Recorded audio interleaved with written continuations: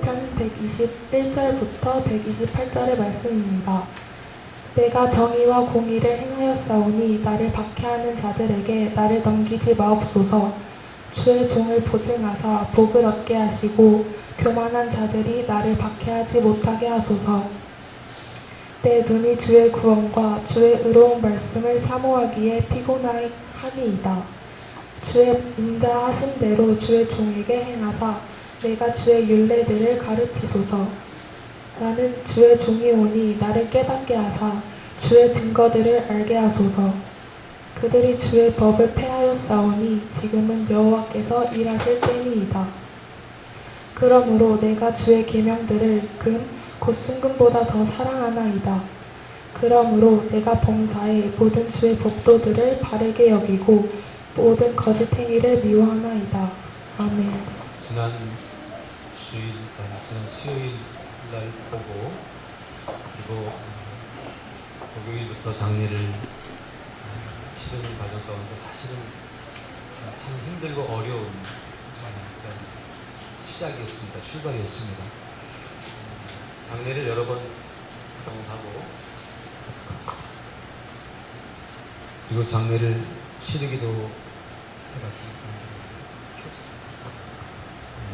장례를 치러보고 경험해보기도 했지만 사실은 목회자로서 장례식장에 가서 설교하는 것이 사실은 제일 힘들고 부담스럽고 어려운 일이거든요. 특별히 이제 안 믿는 가정에 가서 장례를 인도한다든지 설교를 한다고 하는 것은 정말 더 부담스럽고 힘든 일이었습니다. 우리 고윤정 자매님의 소식을 듣고 어떻게 해야 되나 그러던 차에 제이가 전화를 했어요. 가족들이 엄마가 교회 다녔으니까 교회에서 장례를 치렀으면 좋겠다고 의논했다고.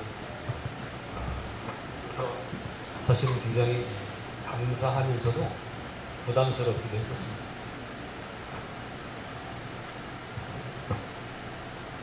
우리는 내 설교를 들을 수 있지만 들을 수 있었겠지만 모든 가족들은 제 설교를 한 번도 안 들어본 분들이거든요.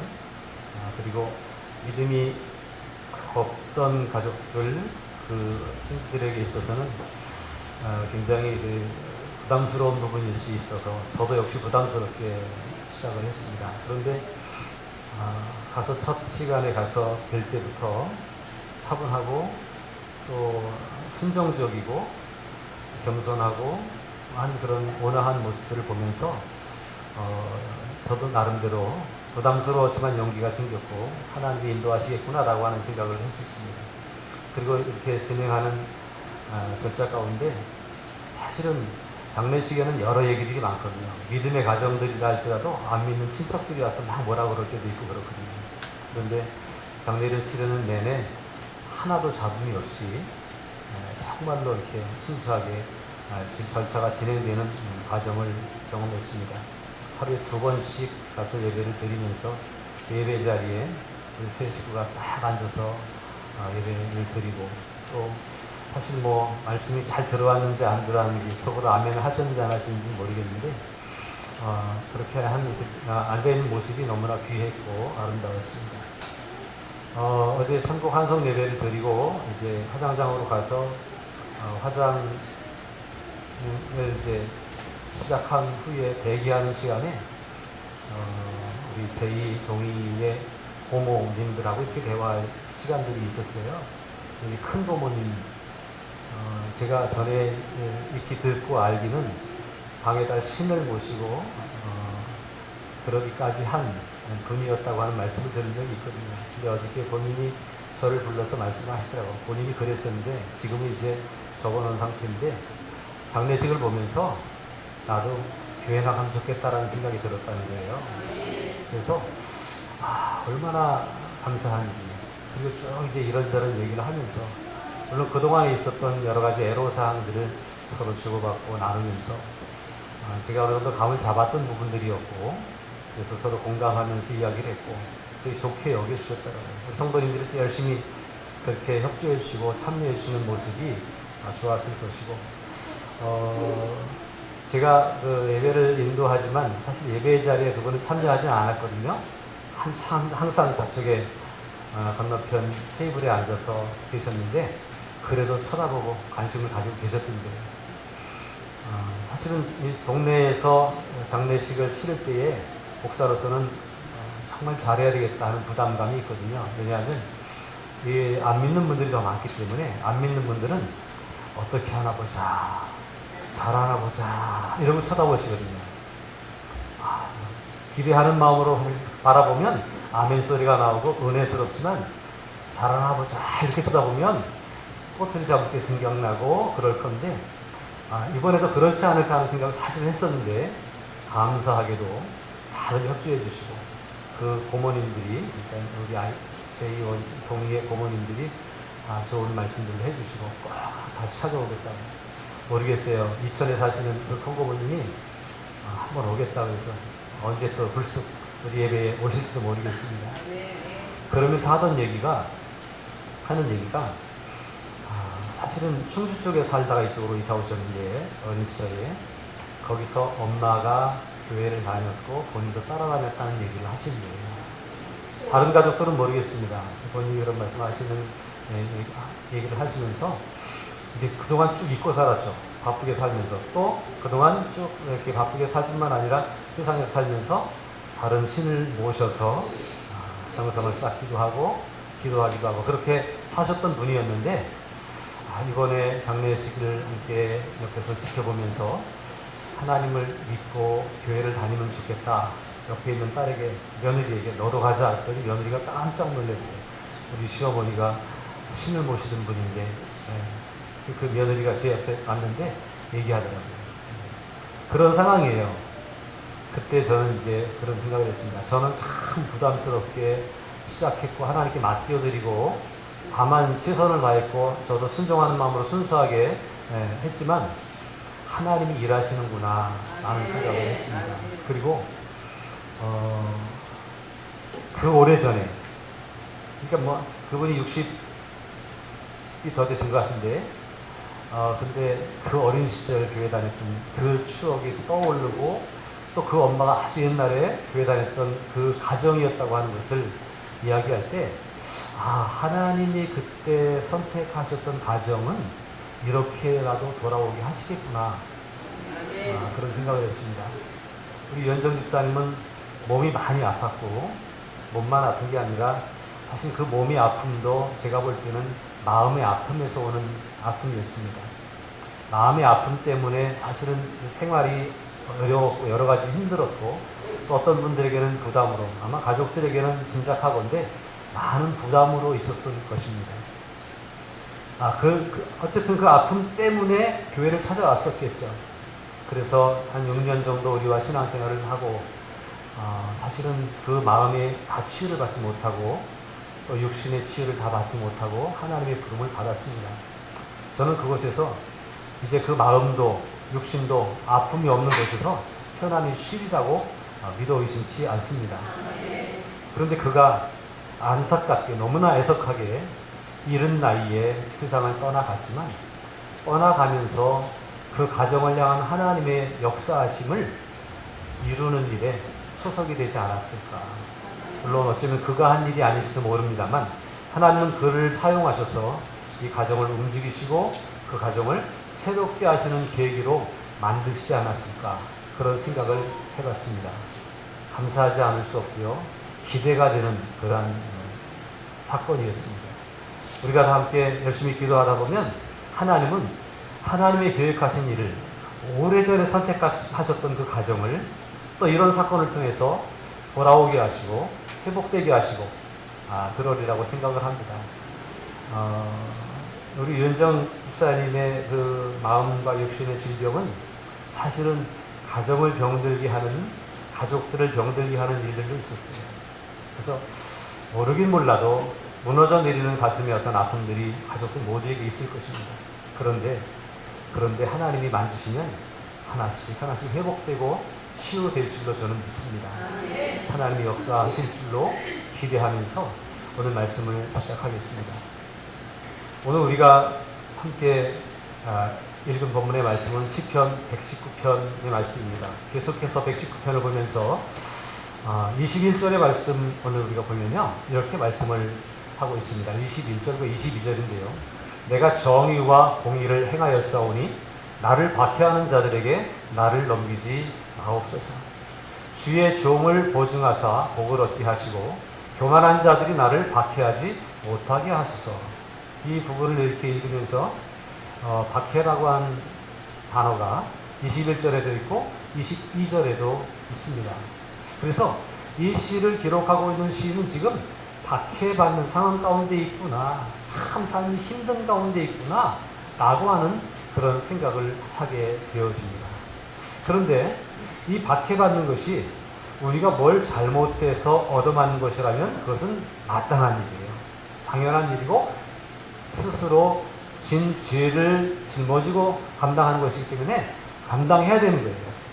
그런데 이 시인은 내가 정의와 공의를 행하고 있는데도 박해를 당하고 있습니다. 내가 잘못해서가 아니라 교만한 자들을 통해서 내가 핍박당하고 있고 어려움을 당하고 있는 것입니다 라고 그렇게 고백을 하고 있다고 하는 거예요. 저는 막 묵상하면서 얼마나 힘들었을까, 얼마나 억울했을까 그런 생각을 합니다. 여러분, 내가 잘못해서 내가 치청거리고 내가 정신 못 차리고 살다가 넘어지면 그건 내가 돌이키고 반성해야 될 부분이에요.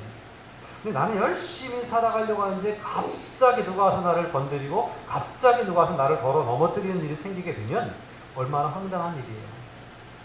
지난 주간, 그 전 주간 이렇게 지나오면서 대한민국에 칼을 품고 다니는 사람들이 참 많구나 하는 생각을 해봤습니다. 느닷없이 차가 돌진해서 치질 않는가, 또 느닷없이 길을 가는데 칼로 와서 찌르는 사람이 있지 않은가, 이런 사회를 우리가 살아가고 있습니다. 이런 것들을 보면서 어제 우리 가족들이 이렇게 얘기할 때 우리 큰아들하고 저하고 그런 얘기를 했어요. 요즘 사람들이 분노를 조절하지 못해서 그렇다라고 하는 것이 문제고요. 또 한 가지는 너무 폭력적인 일들, 요즘 영화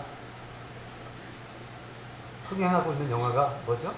제가 보고 싶었는데 못 갔는데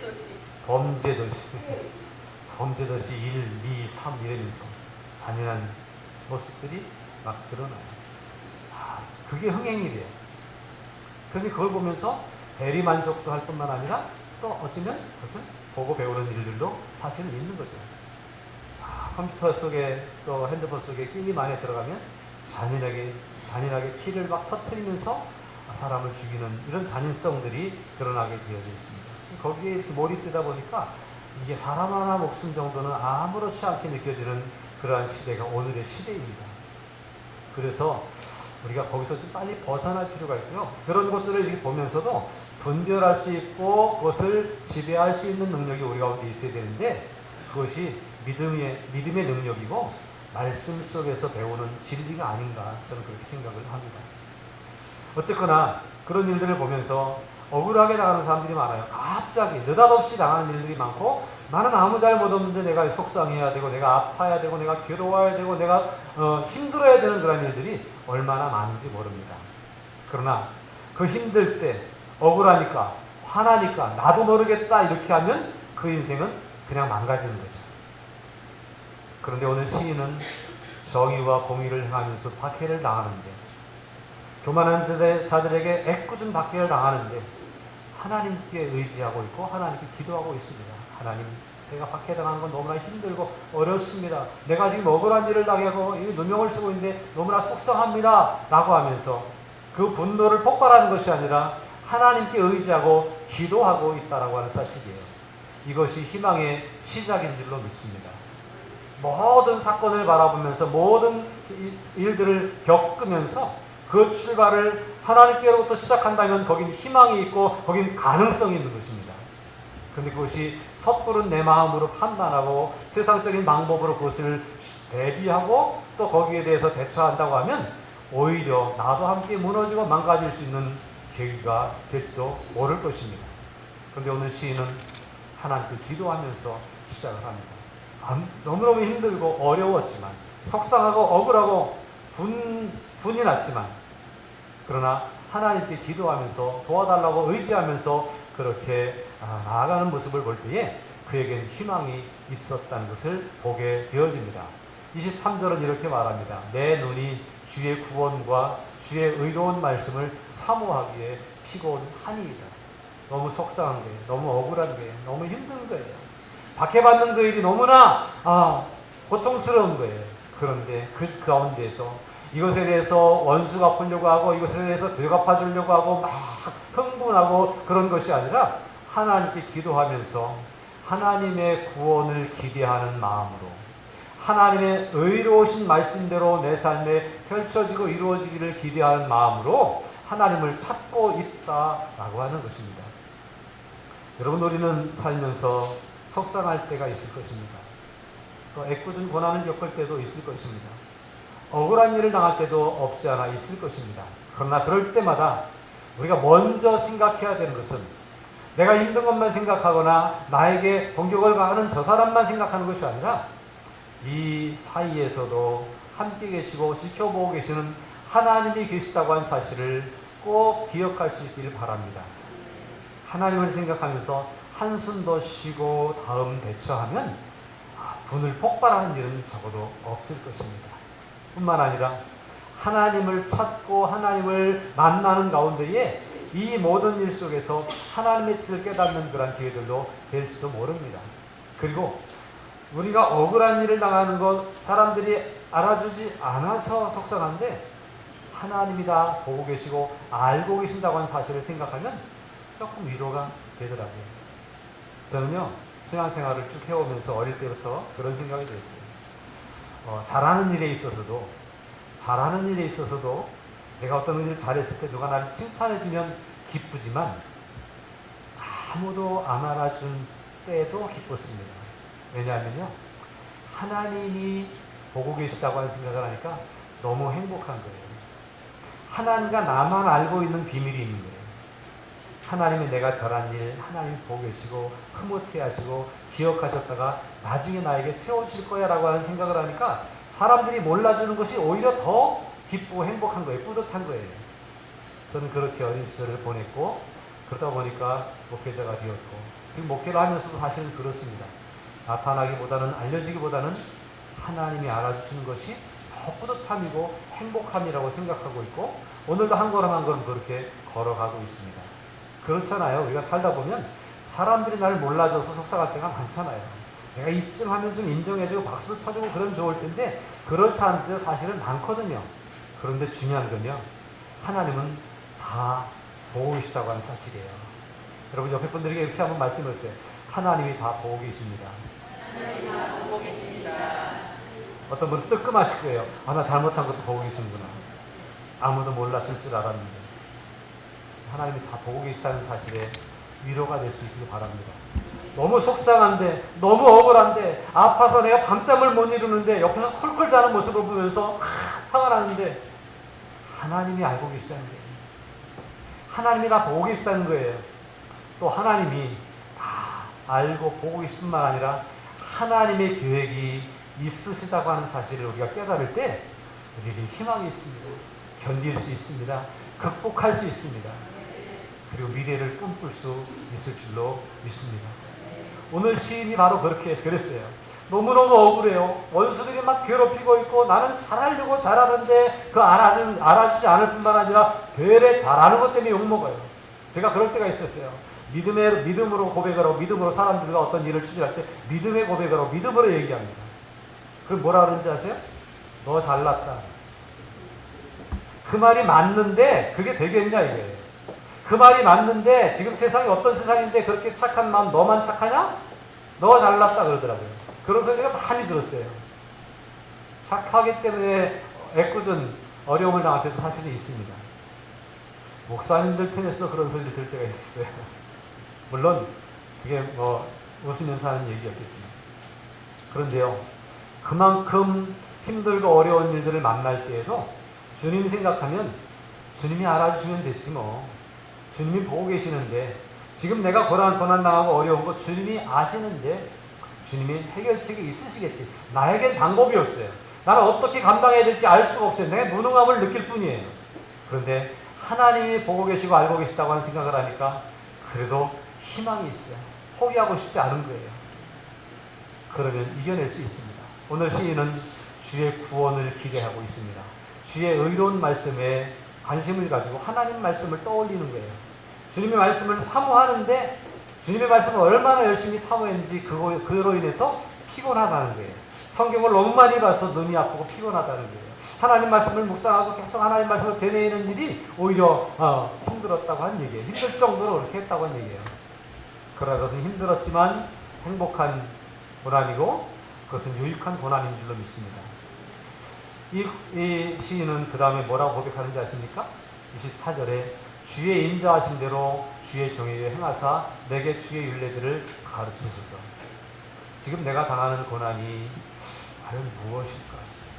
내가 당하는 이 억울한 일이 과연 내가 볼 땐 속상한데 하나님이 보실 때에는 어떤 의미가 있을까를 기대했다고 하는 사실이에요. 하나님 뭐죠? 내가 왜 이런 고난을 당해야 되죠? 지금 이렇게 일어나는 이 일은 하나님 무슨 뜻이 있죠? 저는 다 헤아릴 수 없지만 하나님의 뜻이 무엇인지 내게 가르쳐 주옵소서라고 할 수 있었던 거예요. 25절도 마찬가지입니다. 나는 주의 종입니다. 주의 종이라고 한 얘기는 주님의 처분대로 하겠습니다 라는 얘기잖아요. 나를 깨닫게 하사 주의 증거들을 알게 하옵소서.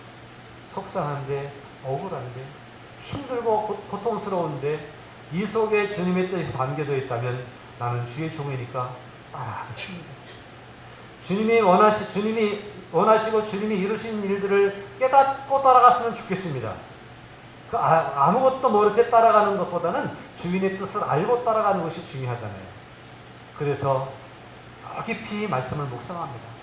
여러분, 힘들수록 하나님을 더 찾고 하나님의 뜻을 구하십시오.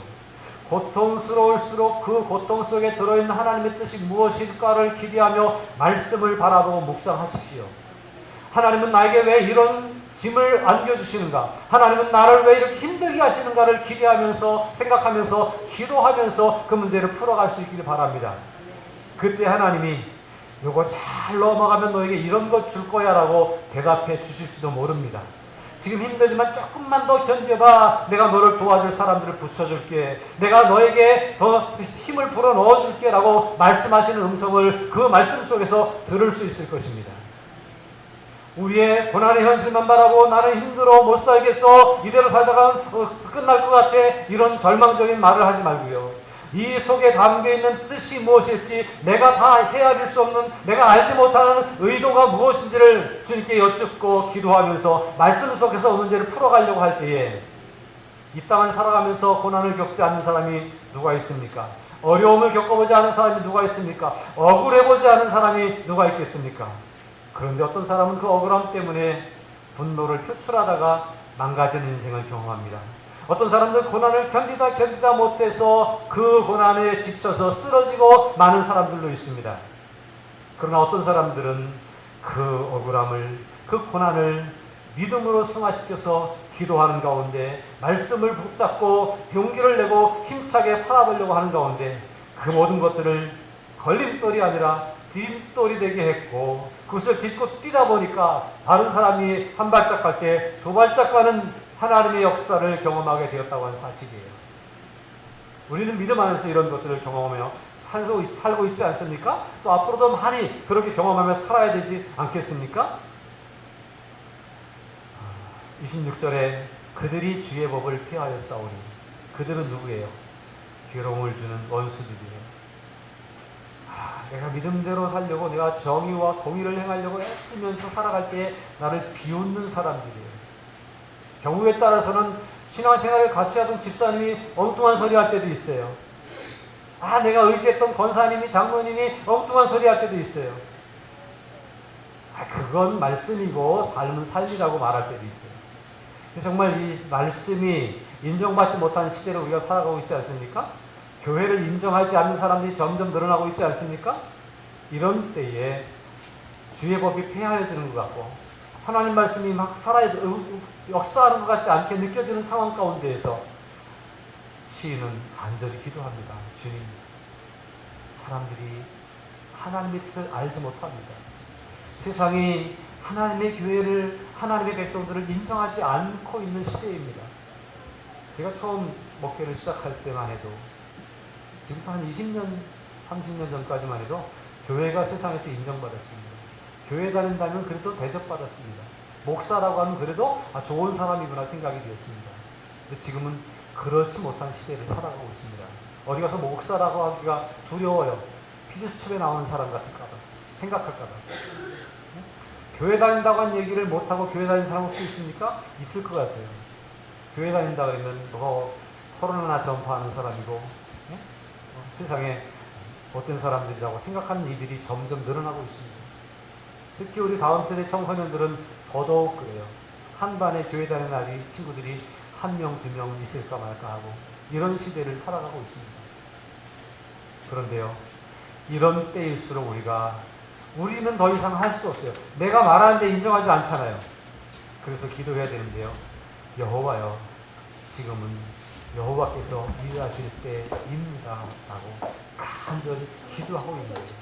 내 문제를 풀어가는 것도, 내가 박해받고 고난당하는 것을 해결해 주실 분도 하나님이십니다. 이 사회가 지금 어두워져가고 혼란스러워져가는 것을 해결해 주실 분도 하나님이십니다. 하나님을 더욱더 전적으로 의지하고 하나님께 간절히 기도함으로 그 문제들이 내 힘으로는 할 수 없지만 하나님의 능력으로 풀려져가고 해결되어져 가는 것들이 보여져야 될 때가 지금의 시대가 아닌가 생각합니다.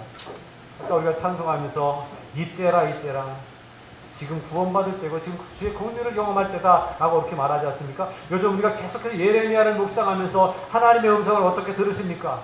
너무나 타락해 있고 믿는 사람들마저도 다 믿음을 떠나버린 그 시대 속에서 하나님께서 애타게 부르시는 소리는 돌아오라라고 하는 소리예요. 어려운 거 없어요. 돌아오면 되는 거예요. 믿음의 사람들이 교회를 다니면서도 믿음은 저버리고 내 마음대로 살아가는 것이 아니라 하나님의 말씀 가운데로 돌아가면 되는 거예요. 하나님의 뜻 가운데로 돌아가면 되는 거예요. 교회를 안 받은 사람들도 이제는 주님 앞으로, 주님 품으로 돌아가면 되는 거예요. 내가 뭘 잘해야 되는 게 아니라 주님 품으로 돌아오기만 하면 주님은 받아주시고 안아주시잖아요. 이게 복음 아닙니까? 이걸 놓치고 자꾸 잘하려고 하고 자꾸 뭐를 이루려고 하고 내가 하려고 하는 그 어리석음들 속에서 하나님의 일하심은 감춰졌고 인간의 나약함과 허물과 인간의 문제들만 드러난 교회가 되었고 성도들이 되어져 있는 것이 오늘의 현실이라고 볼 때에 하나님께서 교회를 통해서 일하실 때가 되었습니다. 하나님께서 내가 믿는다고 했지만 제대로 이루지 못하는 내 속에서 하나님이 일하실 때가 되었습니다라고 고백하면서 하나님이 일하시기를 기대하는 우리들이 되었으면 좋겠습니다. 억울해도요, 그 문제를 내가 풀으려고 하지 마시고요, 이 억울함을 하나님이 풀어주시도록 기도하시기를 주님의 이름으로 부탁을 드립니다. 속상한 일을 만나도 힘든 일을 만나도 이 문제의 해결이 내가 어떻게 하는 것이 아니라, 아니면 세상적인 방법을 동원해서 무슨 몽둥이로 칼로 하는 것이 아니라 하나님이 그 문제를 해결해 줄 때에 그 문제는 나에게도 선하고 은혜로우며 다른 사람들에게도 유익이 되게 해결될 것입니다. 하나님의 방법만이 가장 선하고 의롭고 온전하신 방법인 걸 알고 하나님이 일하실 때라고 말씀 속에서 고백하고 기도하는 우리 모두가 된다면 우리의 삶은 모든 일들이 아름답게 열매 맺게 될 줄로 믿습니다. 마지막 27절과 28절까지 한번 보시겠습니다. 한번 같이 읽을까요? 그러므로 내가 주의 계명들을 금 곧 순금보다 더 사랑하나이다. 그러므로 내가 범사의 모든 주의 법도들을 바르게 여기고 모든 거짓쟁이를 미워하나이다. 우리가 의지할 곳은 하나님의 말씀이라고 하는 사실이에요. 신앙생활 잘해야 됩니다. 신앙생활을 잘하는 방법은 하나님의 말씀에 입각해서 하나님 말씀에 의지해서 하나님 말씀대로 하는 게 잘하는 거예요. 내 의지대로 내가 이렇게 하면 좋아하시겠지, 내가 이렇게 하면 잘하는 거겠지, 무슨 돈으로 해결하려고 그러고 무슨 목소리로 해결하려고 하고 그런 것이 아니라 하나님의 말씀에 순종하는 순수한 믿음이 가장 잘하는 거예요. 하나님 말씀에 있는 대로 따라가길 원합니다. 하나님 말씀 더 배우고 말씀 속에서 오늘의 이 상황을 하나님이 어떻게 해석하시는지, 하나님이 어떻게 지시하시는지, 하나님이 어떻게 기대하고 계시는지를 깨닫기를 원합니다. 하나님, 우리가 감당할 수 없는 이 문제들 앞에서 하나님이 직접 간섭하시고 일하셔서 역사를 이루어 주시옵소서라고 기도하면서 오직 믿음으로 말씀 붙잡고 나아갈 때 우리에게는 억울함을 풀어주시는 은혜를 경험하게 될 것입니다. 속상한 문제들이 해결되는 놀라운 역사가 일어날 것입니다. 지금은 작고 미미하지만 하나님 우리를 키워주시고 우리를 축복해 주시는 일들을 경험하게 될 줄로 믿습니다. 말씀을 붙잡으세요. 말씀 속에 내 마음을 집어넣으세요. 그리고 내가 하는 게 아니라 하나님이 일하신다고 하는 것을 기대하면서 기도하십시오. 하나님의 역사를 보게 될 줄로 믿습니다. 우리 함께 기도하실까요? 다시 한번 돌아보면서 하나님 앞에 혹시 우리 억울함이 있다고 한다면, 혹시 속상한 일이 생각나거든요. 주님, 내가 지금 이렇게 당하고 있습니다. 내가 이런 상황에 있습니다. 개인적인 고난과 역경과 힘든 일이 있다고 할지라도 주님 아시지요? 그러면서 이 시간 이렇게 고백하며 기도하기를 원합니다. 주님은 우리를 다 보고 계시고 알고 계십니다. 주님이 아시는 것을 우리가 몰라서 속상했었습니다. 그런데 이 시간 주님이 아신다는 생각을 마음속에 가지고 주님 앞에 묵상하면서 주님 도와주세요. 주님 내 속에 일하셔서 나를 통해서 역사해 주세요. 라고 그렇게 고백하는 기도하는 시간 되기를 바랍니다. 기도합니다.